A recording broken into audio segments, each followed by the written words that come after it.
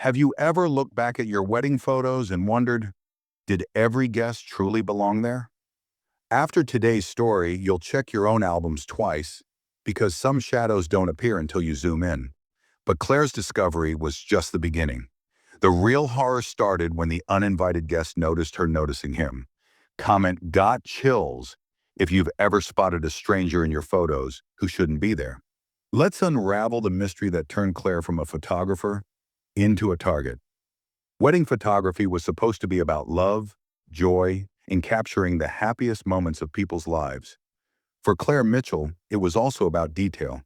The way a father squeezed his daughter's hand before giving her away, the nervous twitch of a groom's smile, the quiet tears of a mother in the back row. She caught all of it, but she also caught something else. It started with a simple curiosity. Claire liked to follow up on the couples she photographed. A habit, really. She enjoyed seeing how their love stories unfolded. But over time, she noticed a strange pattern. Far too many of her clients were divorcing within 2 years. And then she noticed something stranger. Looking back at her portfolio, she saw that at every single wedding that ended in divorce, there was one guest who didn't belong. An older man, always in the background, sometimes near the bar, sometimes blending in with the other guests. Never the same outfit, but always the same unnerving presence. Claire wouldn't have noticed him at all until she zoomed in. At first, she thought she was imagining it, a coincidence. But as she combed through her archives, he was everywhere. Years of weddings, different cities, different couples, the same face, the same cold expression. Who was he? Claire ran the images through facial recognition software, but there were no matches, no social media, no criminal records. It was like he didn't exist. And then things got worse.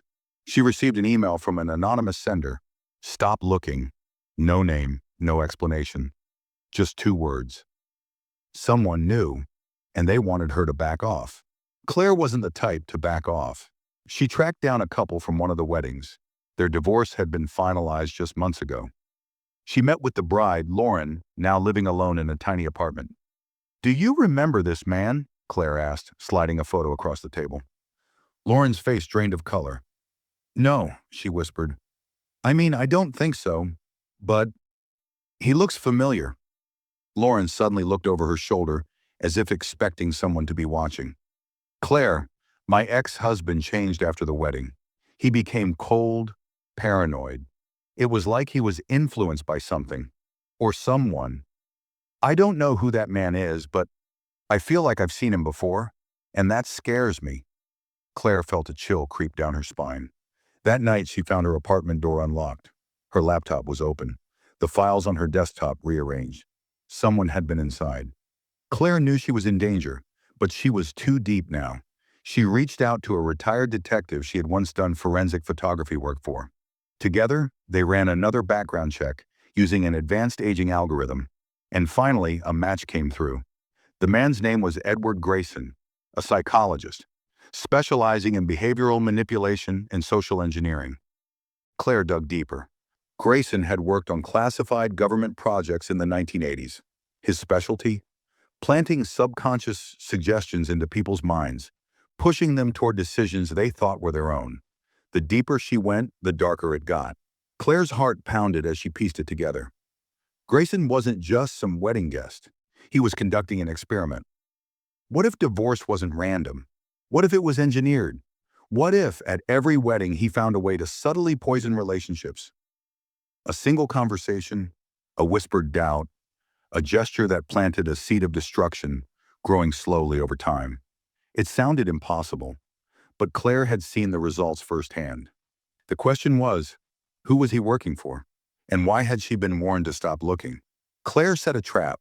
She accepted a last-minute booking for a high-profile wedding. She knew he would be there. He always was. And this time she would be ready. Dressed as a guest, she blended in, camera hidden. She scanned the crowd. And then, there he was. Grayson, sipping a drink, watching the couple with cold detachment. Claire approached. "Enjoying the wedding?" He turned, surprised. Then slowly he smiled. "Ms. Mitchell, you should have stopped looking." Her blood ran cold. "How long have you been doing this?" she demanded. Grayson chuckled. long enough to know which marriages are destined to fail. I simply give them a little push. Why? Because I can. His voice was calm, chilling. And because some people pay very well for certainty. Claire realized then, this wasn't an experiment. It was a service. Wealthy clients, manipulating marriages, controlling legacies. Divorce wasn't an accident. It was business. Claire had recorded everything, but Grayson was 2 steps ahead. I can make this very easy for you, he said smoothly. You delete that recording and you walk away. Or 2 men in dark suits appeared near the exit, watching, waiting. Claire's hands shook. He leaned in. You're very talented, Miss Mitchell. I'd hate for your career to be cut short. She had seconds to decide. Claire pretended to comply. She deleted the recording, or so it seemed.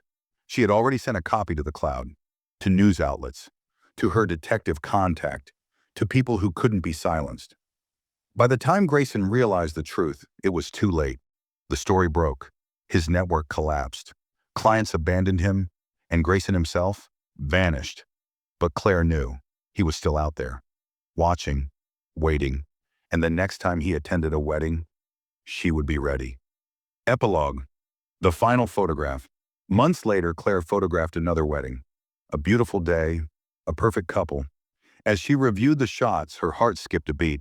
In the background, just barely visible, a shadow, a man in a dark suit, watching, waiting, and smiling.